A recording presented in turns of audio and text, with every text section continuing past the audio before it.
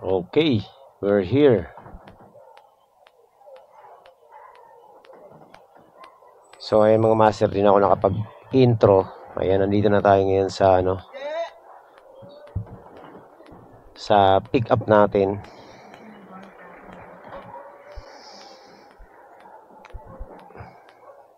Dalawa.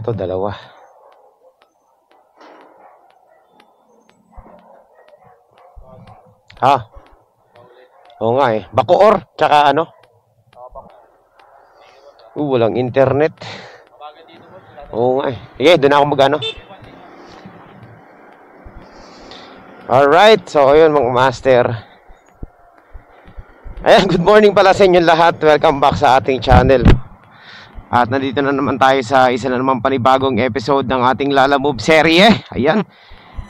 Oy, grabe. Parang newbie ulit ako. Tagal nating hindi bumiyahe. Siguro mga kulang-kulang 5 days. So, another vlog for today mga master. Samahan nyo po kung isa biyahe natin. And ang episode po natin ngayon is as usual. Usually, ganun pa rin naman. Lalamove serye tayo mga master. At ayan. Kaya lang dito tayo ngayon sa South. So, South Edition tayo. Saan ba ako dadaan? Dito ako dadaan. Okay, South tayo. Papunta tayong Bacoor at San Pedro, Laguna. So wala po tayong top up ngayon mga master. 40 pesos lang yung natira sa top up ko. Pero kinuha ko ng 2 booking, no? Ay, natakakuha naman tayo ng 2. So pag drop natin ito, sigurado negative tayong malala. Mga siguro kulang-kulang hindi natin alam, baka mga nasa 30 pesos ang natin ito. Ayan, so ang pinika pa natin is yung pa rin, yung suki natin. Ilang beses na ako nag-pick up sa kanya, no? Siguro mga 4 na o 5, parang ganyan. Wala naman siya naging problema sa akin kasi mabilis tayo mag-deliver. So ayun na nga. Good morning po sa inyo lahat. Ito na naman tayo sa Lalamove serye natin. Ay, hindi ako nakapag-intro kanina kasi tinamad ako. Hindi ako nakapag-open ng camera actually. Nag-open na ako doon na malapit na tayo sa ating pick up. So, yan. Ang pick up pala natin is mga supplemento, mga food supplements. Hindi natin alam kung anong klase itong brand, pero ayan, food supplements nga. At parang suki na rin natin to, no? Every time na pipick up ako sa kanya, laging 2 sabay halos. Yon, so ayan mga master. Punta na tayo sa ating sa ating drop off. So magkwento ko muna tayo. Ano ba nangyayari ngayon sa kaloob-looban ng Lalamove? Ito na nga, nabalitaan ko, nakita ko lang, hindi naman ako updated sa Facebook, pero meron ako nabasang post na ilang mga content creator ayun, nag-aaklas na naman sa Lalamove, no? Nag-aaklas sila sa Lalamove at ayan, syempre gusto nilang tawag nito, mabago yung fare ni Lalamove, magkaroon ng pagbabago. Kaya sila ay tawag nito, hindi ko alam po, nag-welga o nagpo-protesta. Pumunta sila dun sa office yata sa PTEX. So yun yung ginawa nila. So ilalabas ko rin yung opinion natin dyan regarding dyan sa mga ginagawa nila, no? Kung ito ba ay makakatulong o hindi, o makakadagdag sa problema, o wala lang, magpapagod lang sila. So para dun sa mga luma na dito sa Lalamove, alam naman natin na marami nung una pa lang, marami ng mga ganyan, no? Dito marami na nag-attempt na gumawa ng ganyan dito sa Lalamove. Pero still ganun pa rin from the very start, yung pa rin ang problema hindi naman nagbabago. Ganun at ganun pa rin, naban na lang yung iba na wala naman silang napala din sa kanilang pinaglalaban. So I'm not saying na sa ngayon wala silang mapapala, no? Kasi hindi natin masasabi kung anong takbo ng panahon. Pero believe din ako dun sa talagang drive nila na gawin yun.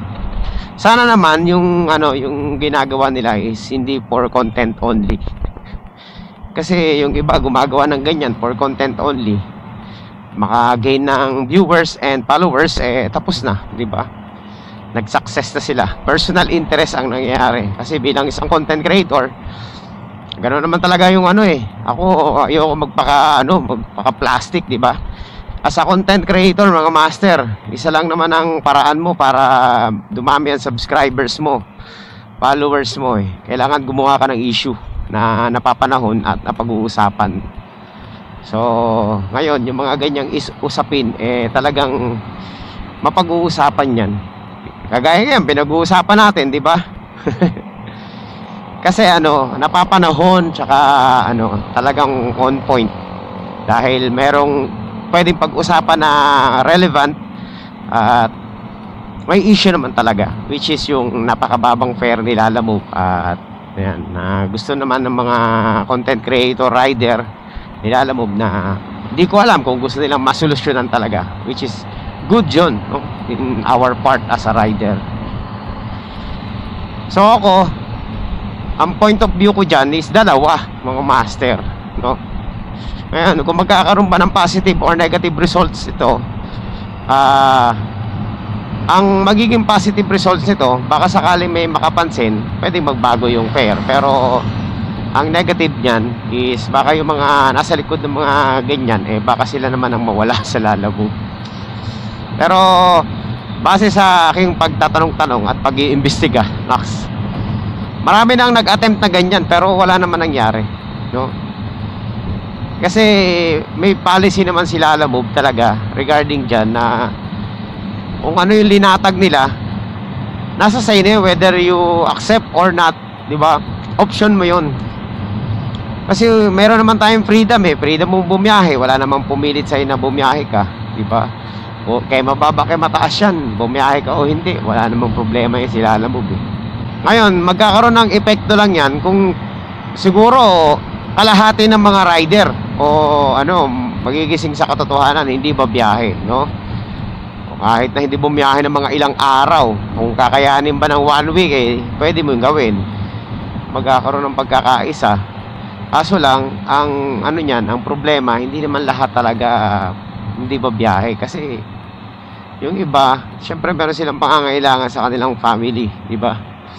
Tsaka yung sinasabi nilang magprotesta, silent protest, maglagay ng itim na plug sa kanilang mga motor, hindi papansinin yan ni Lalamove. Honestly speaking, hindi papansinin yan, mga master. Ano yung bakit? Nasa kalsada kayo, nasa opisina sila Pag maglagay ka ng bandera ng Pilipinas dyan sa mo, kahit pa sobrang laking hindi mapapansin yan. Wala silang pakialam dyan, mga master. Kasi yung kumpanya nila, nandiyan lang yan talaga para kumita sila, di ba? Yun ang yun ang nakikita kong maging posibilidad na mangyari o maging result. Kasi talagang nakikipagkompetensya si Lalamove sa ibang courier service. Kaya binababaan niya yun to the point na talagang hindi na baga ang nagsasuffer dun sa pricing, no, ng fare. Talagang hindi naman yung client pabor yun sa client yung rider talaga, totoo naman yun. 100% agree ako dyan na talagang ang mga rider ang nagsasuffer dyan. Sa akin nga lang, ang suggest ko lang dun sa iba, pag alam nyo mababa yung fare, matuto kayo magbasa. Hayaan nyo mabulok yung mga fare na maliliit kasi talo talaga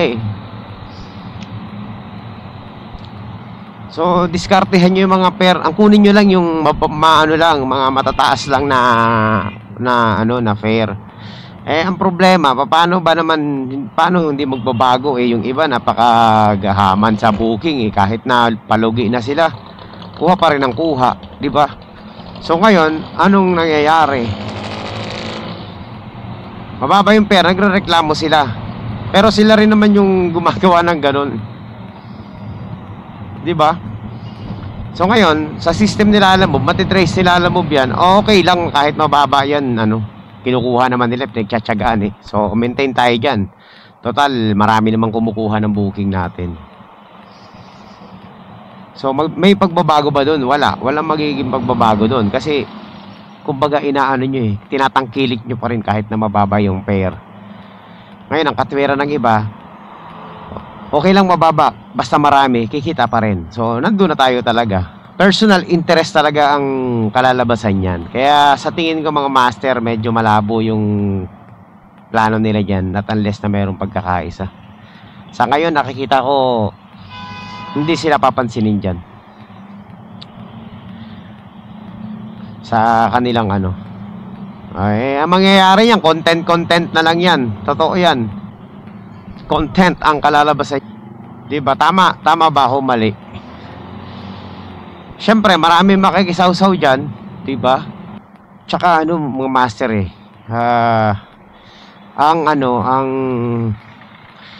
kahit hindi ka na magprotesta, okay, sige, nakakatawag pansin talaga yan. Pwede naman yan kung lahat kayo gagawa ng ano. Ako magbibigay na rin ako ng suggestion para maging effective yan. Gumawa kayo ng isang grupo, tingin ko ganyan, diba? Makalikom kayo ng ilang libong miyembro na talagang decided at sumama sa pinaglalaban nyo, and then pwede naman kayo magtigil pasada, no? Hindi nyo na kailangan na na mag-ano dun sa opisina, diba? Pero sinisiguro ko hindi lahat talaga makikiisa dahil hindi lahat para-pareho ng pangangailangan sa buhay. Tama. Ayun. That's the major point dyan mga master. So, bottom line, sa ngayon mga master, hindi pa magiging effective yan. Alam nyo kung bakit? Kasi tayo lang, mga rider lang tsaka iilan lang naman. Pero kung may makialam dyan na talaga nasa taas na, baka sakali, no? Pwede. Sa ngayon, hindi pa yan. Pero kudos to the promotor sa mga ganyan. Pwede naman niya mag-succeed. Pwede. Pero sa ngayon wala pa. Hindi ko pa nakikita na ganun ng may malinaw pa na Pero bilib ako dun sa mga may lakas ng loob, no? So tingnan natin, mag-update tayo. Ako naman actually ganyan mga master, ako naman hindi naman, kumbaga ako nakikiisa rin ako sa ganyan, syempre para tumaas yung pair. Kita mo hindi nga tayo full time bumibiyahe, namimili lang tayo ng booking. Hindi ako nakikipag-agawan sa mga mabababang pair na yan. Hindi ko pinapansin yan Yung mga matataas lang ang pinapansin ko. Dun sa paraan na yun, kahit pa paano nakikiisa na rin tayo, diba? Bumibiyahe tayo, nakikinabang tayo. At the same time, nakakatulong pa rin tayo na hindi sa pagtanggap ng mga pair na buraot. Alam natin lahat yan na dito sa ganitong klaseng trabaho or yan, part-time, isa lang naman ang panalo talaga dito, ang kumpanya. Hindi naman niya maggagawa ng sistema na talo sila di ba? Meron at meron ka rin kahit paano, pero bottom line sila pa rin ang panalo dyan. So nasa sayo na lang kung tatanggapin mo yung kanilang ilinatag o hindi, diba? So yung iba ang dami mga sinasabi, which is my point din naman. Nasabi nga nila itong Lalamove ay hindi talaga pang hindi talaga pang buhay daw ng pamilya, at pwede mong gawing part-time. So sila may point din sila kasi yun yung point of view nila Yung iba naman, ito talaga yung pinagkakitaan, ito yung pinambubuhay sa kanilang pamilya, mga gastusin nila. So at naniniwala sila na pwedeng kumita ng So yun din yun sa kanila. Depende sa side yan Yung iba sinasabi part-time lang talaga ang Lalamove, no? Tama din naman sila, no? So wala namang talaga, wala namang namimilit sa inyo. Tsaka dito naman pag na-approve kayo dito, it's up to you kung babiyahe ka o hindi. It's your choice, diba? Choice mo yan. Ang di ko lang mga master, minsan na ko dun sa iba, diba? Ito yung ibang mga content creator, yung tipong bihira na nga sila bumiyahe sa loob ng isang buwan, sila pa yung reklamador. Totoo yun. Yung bihira na lang sila bumiyahe, mga once a week, twice a week na lang bumiyahe, pero grabe makareklamo, makagawa lang ng content eh. Gumagawa lang ng issue. Yun ang hindi ko trip ng mga content creator na ganun. Diba? Kung sino pa yung kumbaga hindi talaga na experience yung kalakaran sa kalsada, sila pa yung maraming kuda. So yun, hindi naman nahantong yan sa mga ganyang rally kung yung mga rider may disiplina din, di ba?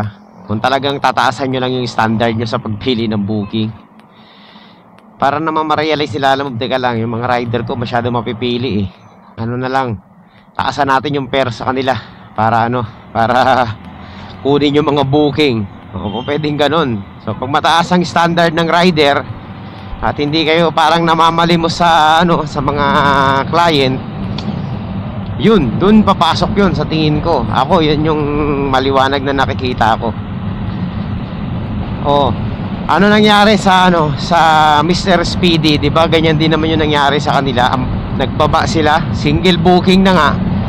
Ang baba pa ng fare noon, tapos mali-mali pa yung mga pinpoint. Ano nangyari sa mga rider? 'Di ba, linayasan, umayaw, hindi na bumiyahe. Ngayon, ano nangyari sa Borso? 'Di ba ang taas ng fare nila ngayon? Walang sinabi yung fare nila, alam mo. So, kahit na mataas yung fare na yung Borso ngayon, ano nangyari? Walang bumiyahe. Bihira. Meron man ako nakikita mga booking, pero bihira na. Kasi nga, iniwanan ng mga rider. Wala namang welgang nangyari dun sa Borso eh. Sa Mr. Speedy. Diba? Basta na lang nag-alisan yung mga rider. Ganon din ang gawin nyo kung bihira. Yung mga content creator kasi gusto kung ba double sila eh. Doble anong tawag nun? Double compensation. Hindi naman natin masisisi yan. Ganyan talaga content creator eh. Gagawa ng issue yan. Parang tayo rin, may issue din tayo paminsan-minsan eh.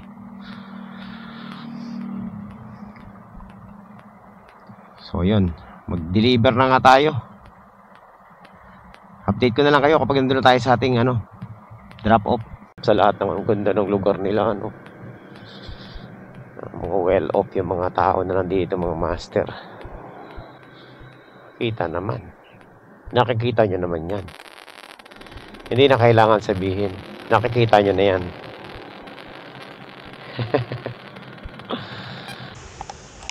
Dito yata yun.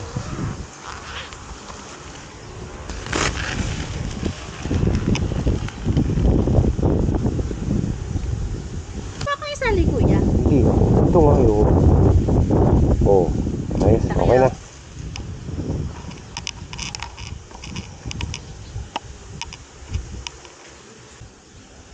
Alright. So, one down.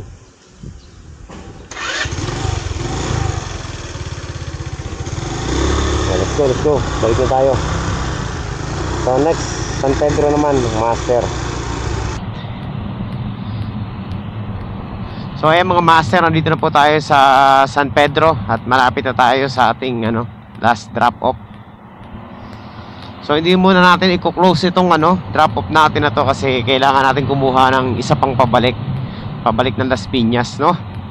Para hindi naman sayang yung natin, yung top up natin. So i-maximize natin yung top up natin.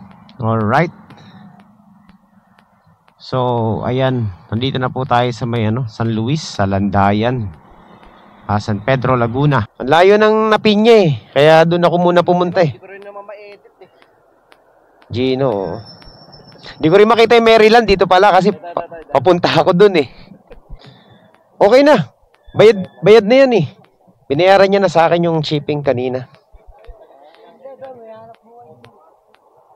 Doon kasi kami pupunta sa unang pinpoint kung saan naka-pinpoint. Yan nga sabi ko, ito na yung Miss American.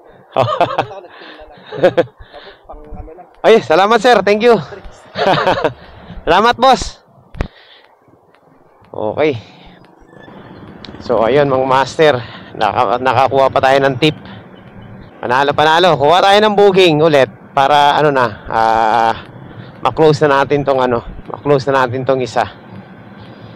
So, yun. Pahinga muna tayo dito. Baka sakaling makachamba tayo dito eh. Okay mga master. So, ayan. Nakakuha na tayo ng isang booking. Kaya ang gagawin ko is, i-close ko na tong isa. So, ayan. Negative na tayo nito. Puntahan na natin tong ano, isa nating pick up. So, negative na tayo. Pero meron tayong pick up na pabalik. So, ayan mga master. Malapit na tayo. Mali lang pala yung pinasukan natin kanina. Kala ko sa kabila pa eh. Mga hati-hati pala dito yung ano.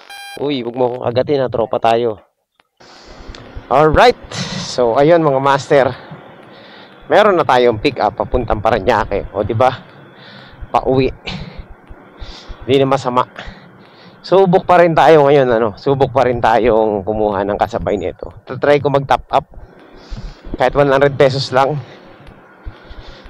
O kaya maghanap tayo ng credit wallet. Ang hirap talaga kumuha ng booking dito. So, update ko na lang kayo kapag merong bagong ganap sa ating ano, biyahe ngayon. Pangatlong booking natin to mga master. So, ayan mga master, nandito tayo ngayon sa Parañaque. Kagagaling lang natin ng San Pedro, Laguna. At dala-dala natin yung isa nating parcel. Isa lang ang parcel natin ngayon, first time na medyo bumiyahe tayo na medyo malalayo. Na isa lang yung parcel natin. Sa kadahilan ng hindi ako makapag-top up. Grabe. Ayaw tanggapin ni BPI si GCash. Hindi ako makapag-transfer ng ng pang top up sa GCash. So, pangalawang punta na pala natin to dito. Nakapag-drop off na pala tayo dati dito.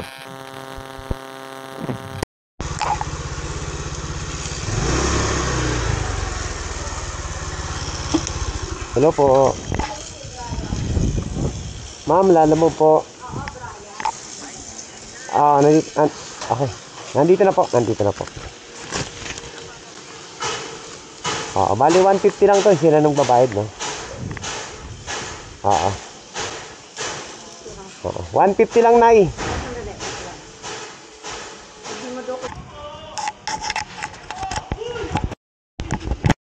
Ayan. So, second time around na natin dito sa kanila. Pangalawang deliver na natin to. Okay.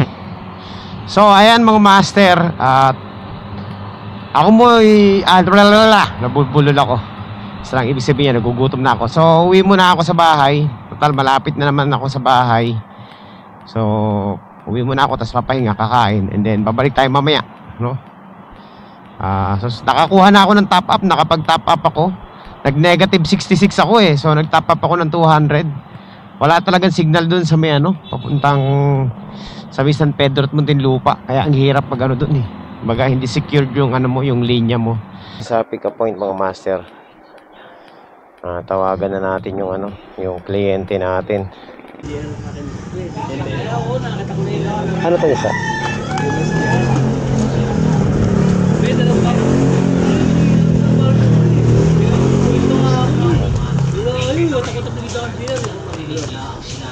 Tapos ayun na po yung unit. ito yung unit. Ito yung isa. Cable. Pasenda raw. So, pick upin na natin tong isa. Papuntang Cainta. So, ayan mga master. Nandito na po tayo sa ating pick up point. Oo, palabas na raw siya.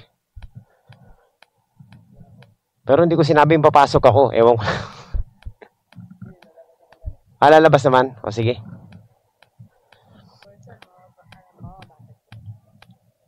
Saan ba natin maganda ilagay ito para hindi dito na sa likod. Baka sumabit eh. Sige. Okay. Cainta to, di ba? Dito ba? Saan? So, safe naman to. Hindi naman yung babagsak pag ganyan. Pero, Nahaharangan yung vision natin. Ay, yung vision ng camera natin.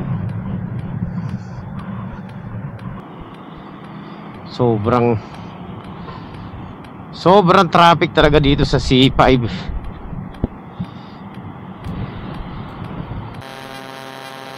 Sir, nandito na po ako sa harap ng Starbucks eh.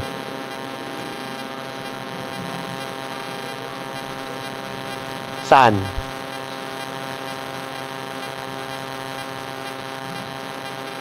Shell?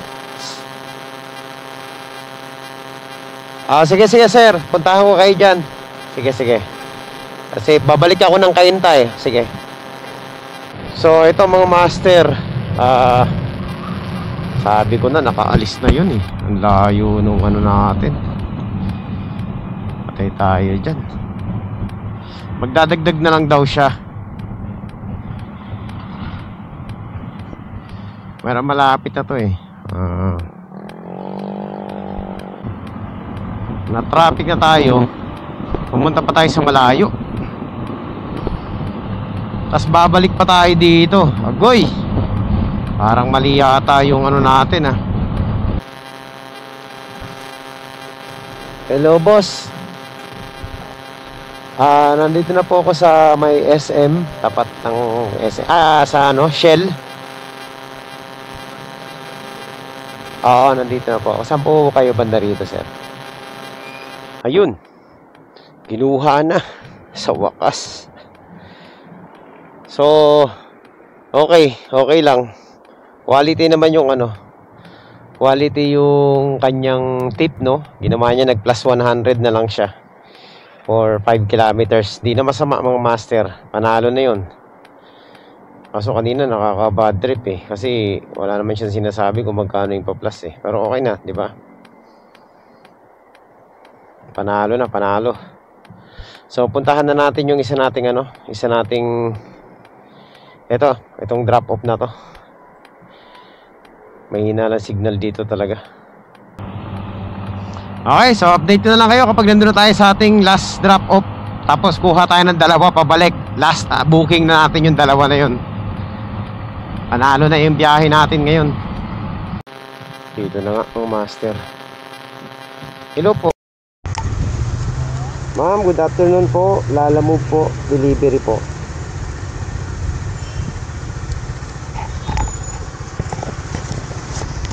Nandito na po ako ma'am sa may ano, sa may Cooltronic Service Center.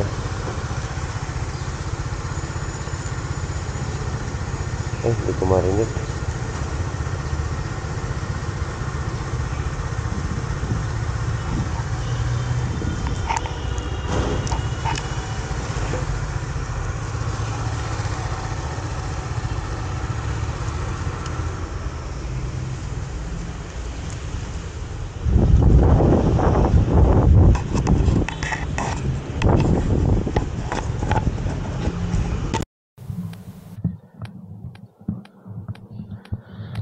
Okay mga master. So ayan po. Tayo po ay nandito ulit. Ayun, Taytay, Parañaque. Teka lang Saan to? Wala na, may kumuha na. Okay, so kakadrop off po lang dito sa ano, ng parcel, no? At nakakalimang booking na tayo mga master. So hindi na tayo magmamadali kasi ang habulin na lang natin is papuntang Las Piñas na booking, no? Basta meron tayong makitang Las Piñas or Parañaque, tirahin na natin yan basta maganda yung fare. Uy, mali talaga to. Nagka-leche-leche na. Nagkamali ako ng kuha. San Lorenzo Mall, Tower 4, Agoy.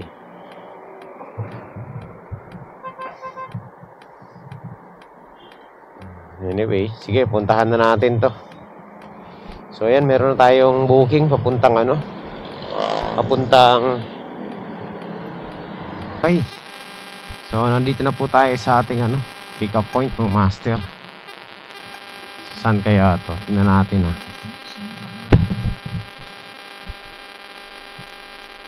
Four. Wala akong nakikitang number. Bakit dito ang address?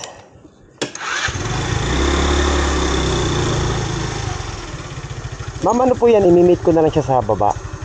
Ay, siya po kasi nag-book. Kasi nakalagay dito sa tower 4 eh. Eh, wala siyang instruction kung... Sabi niya po kasi siya na lang daw mag-book. Oh, Wala rin po akong... sige, sige, tawagan ko na lang siya. Okay.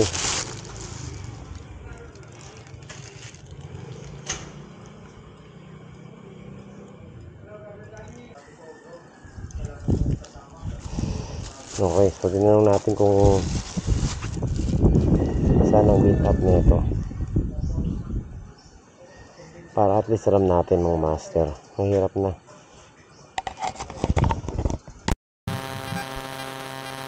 Hello po, ma'am. Hi, ma'am. Good afternoon po. Sa Lalamove po ito. Kaka-pick up ko lang po nung ano nyo, ma'am. Yung parcel na papunta dyan sa Makati. Ma'am, saan po ang ano nito, ma'am? Ang way ko. Via EDSA po ba ako? Chino Roses Avenue.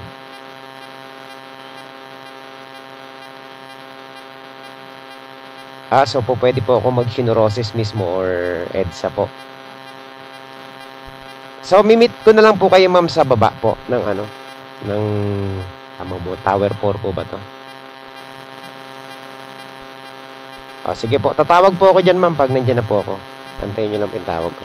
Okay po, sige po.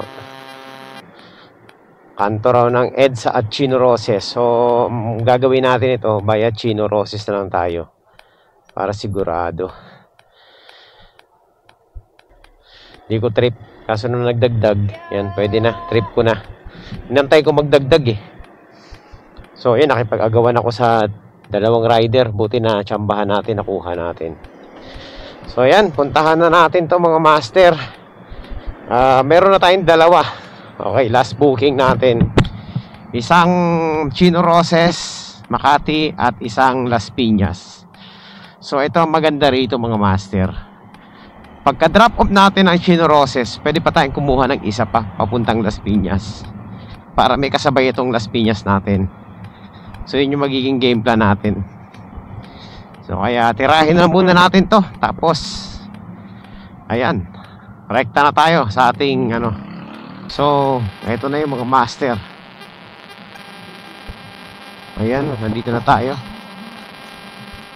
Saan ba yun? Ayan, LJK Building. Ito na yata yun. Lalamove. Jessa. Okay, tawagan na natin.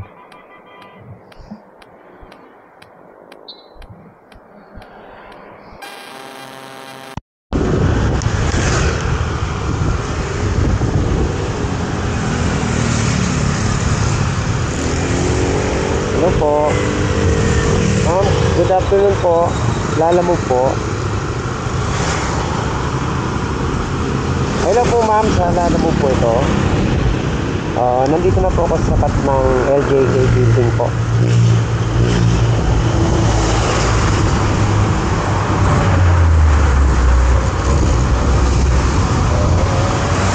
Wala ayos na, walang nakabook dito na mag-queuing service tayo, ma'am. Wala po naka-indicate sa booking na may queuing service po.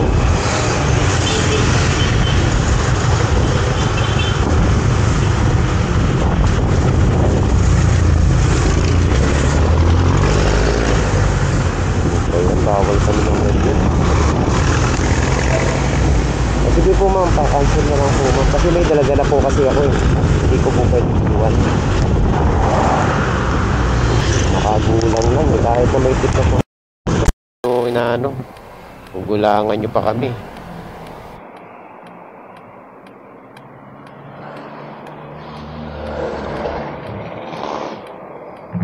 Papaakyatin pa sa 3rd floor.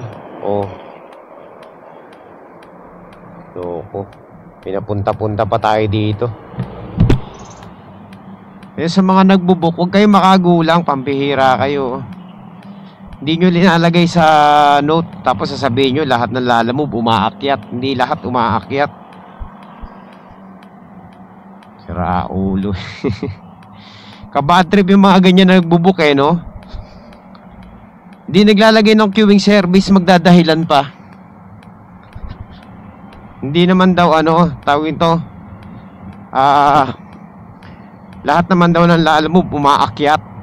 Hindi naman daw sila nagbibigay ng queuing service, naglalagay ng queuing service. Tapos yung hindi naman 40 pesos yung linagay niyang tip, 20 lang yun sira ulo. Kala nila maiisahan nila ako sa mga paganyan-ganyan nila.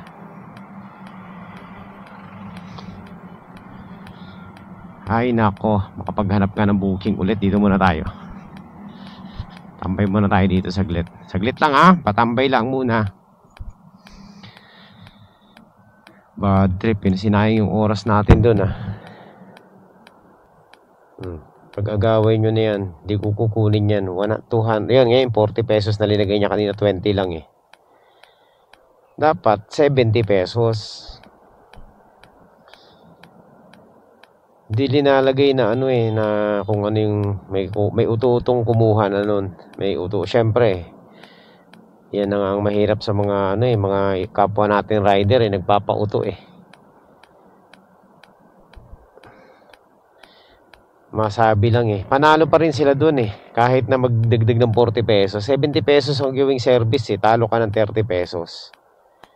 Okay lang yun, hindi na natin kukunin yun kaysa naman magpauto tayo sa mga, kaya namimihasa mga master yung mga booking na ganun yung mga nagbubook.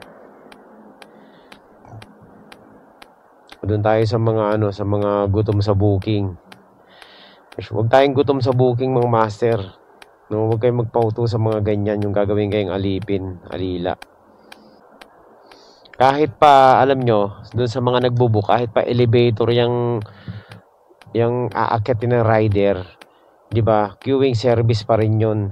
Huwag nyo nang kahit kese hodang elevator na mas mabilis pa sa ilagay nyo sa queuing service yung booking nyo, hindi yung ganyan uutuin nyo si rider.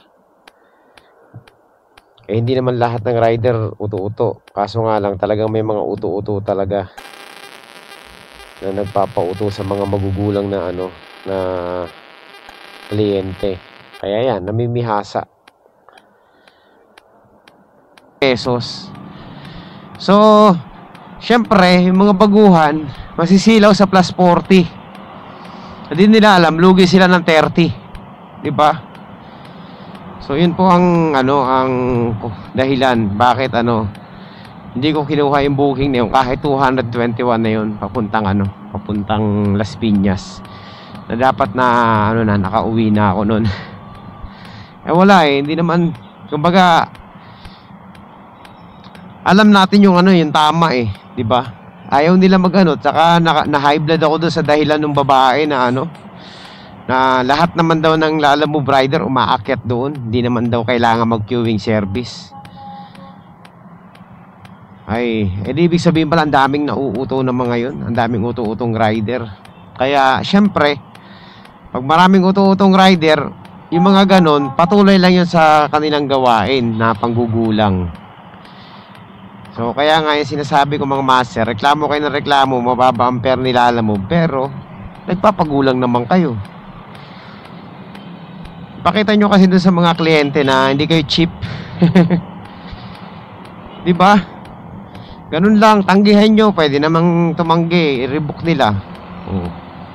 Kasi mga ganyang style mga master, mga expert na magugulang na yan alam kasi nila na merong mga kakagat sa kanilang mga panggugulang. Kaya lakas ang loob na kahit na hindi na tama yung pagbubook nila ginagawa pa rin nila kasi nga merong tumatanggap. Yun. So tayo po syempre alam naman natin yung tama, hindi natin kinuha kahit na pwede na natin kunin. So yun, hindi na muna tayo kukuha ng booking.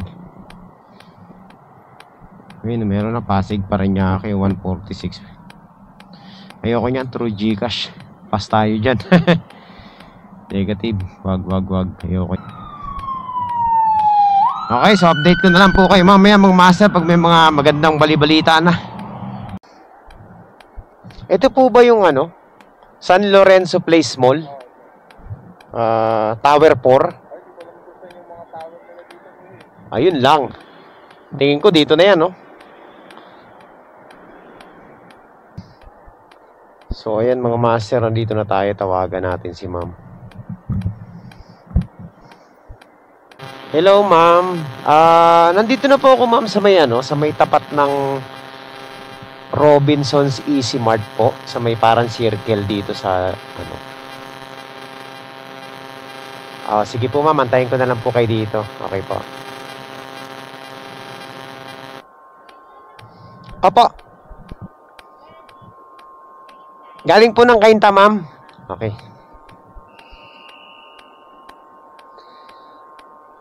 Galing po kay Celine.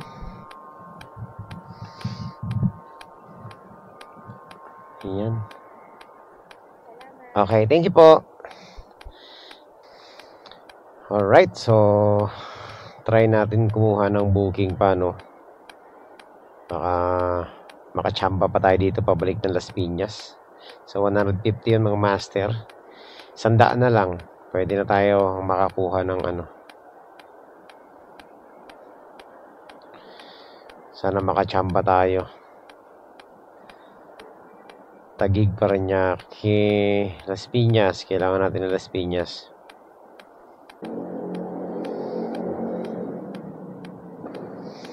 So yan, update ko na lang kayo mamaya kapag nakachamba tayo ulit.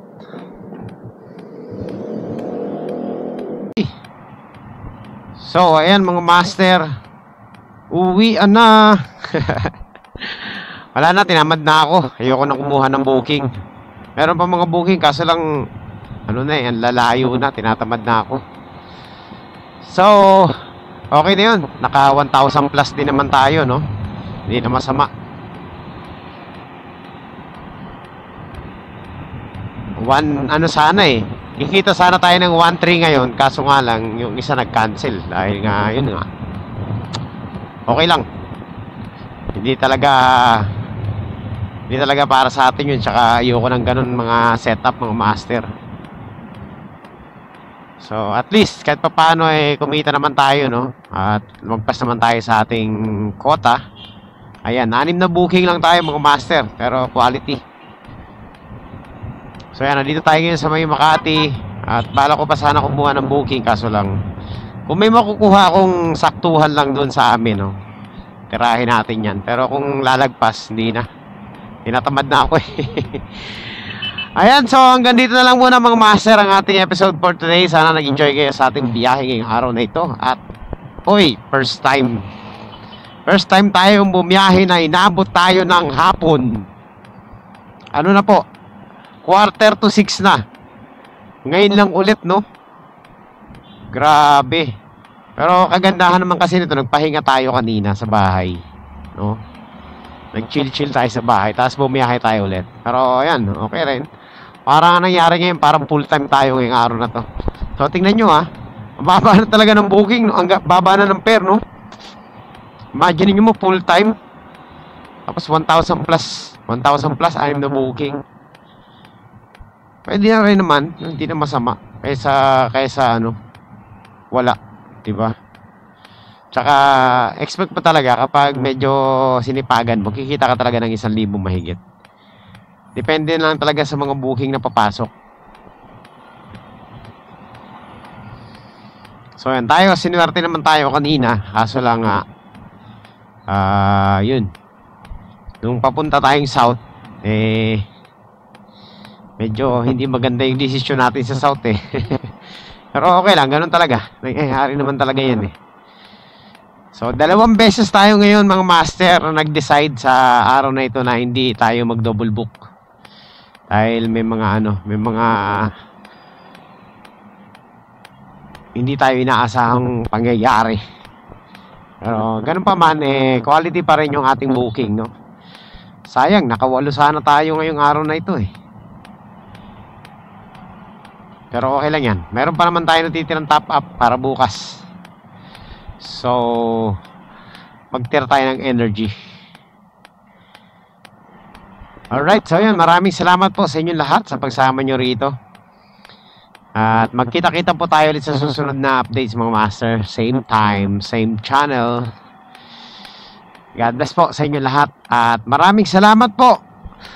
Siya nga pala, I'm happy and ayan, happy to announce na tayo po ay 95,000 plus na po dito sa ating channel. Maraming salamat po sa inyong lahat sa patuloy na pagsuporta nyo dito sa channel natin.